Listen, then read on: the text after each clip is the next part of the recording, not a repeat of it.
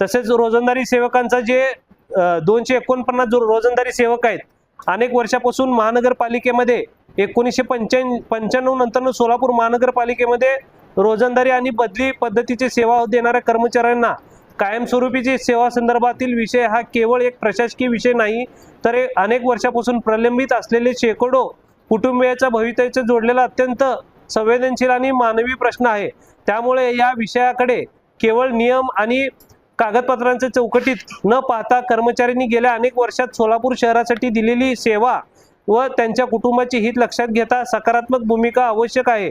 सोलापूर महानगरपालिकेच्या विविध विभागामध्ये शहराच्या हातधोड कर्मचाऱ्यांच्या कमतरता आणि नागरिकांच्या आवश्यक सेवा सातत्याने उपलब्ध करून देण्यासाठी अनेक कर्मचारी तात्पुरत्या स्वरूपात रोजंदारी पद्धती नियुक्ती करण्यात आली होती। यातील अनेक कर्मचारी आज अनेक वर्षापासून महानगरपालिकेच्या सेवेत प्रत्यक्ष काम करत आहेत। त्यांच्या हातून शहराची स्वच्छता, आरोग्य व्यवस्था, रस्ते, पाणीपुरवठा आणि इतर मूलभूत नागरिक सेवांमध्ये महत्त्वाचे योगदान झाले आहे।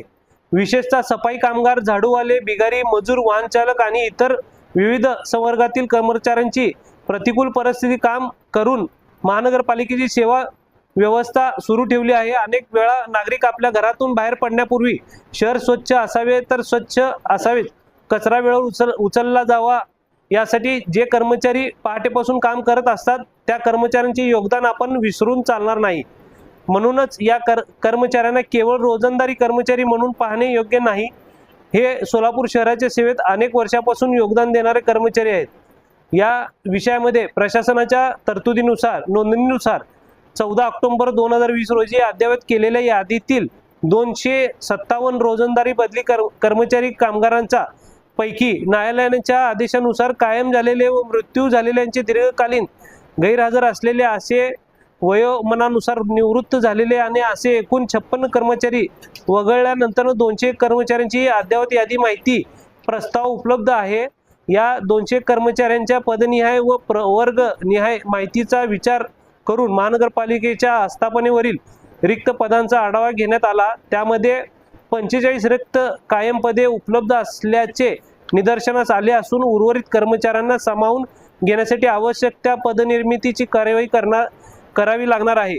प्रस्तावानुसार 15 अधिसंख्य पदे तसेच 141 कायमस्वरूपी पदांची निर्मिती आवश्यक राहणार आहे। या कर्मचाऱ्यांच्या वर्षानुवर्षे सेवा केली आहे, त्यांच्या मागे कुटुंब आहे, मुलांचे शिक्षण आहे आणि घर खर्च आणि भविष्यातील अनेक जबाबदाऱ्या देखील आहेत।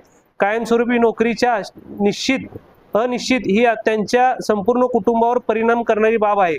त्यामुळे त्यांच्या सेवेला योग्य तो न्याय मिळावा ही आमची राजकीय आणि सामाजिक भूमिका आहे।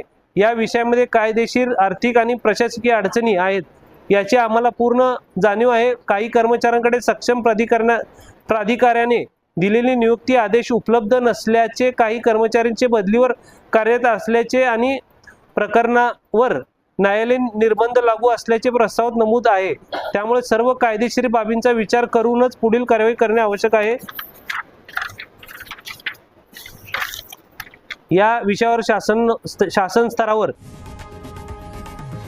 लोकशाही मराठी ऐका, पहा, जागरूक रहा।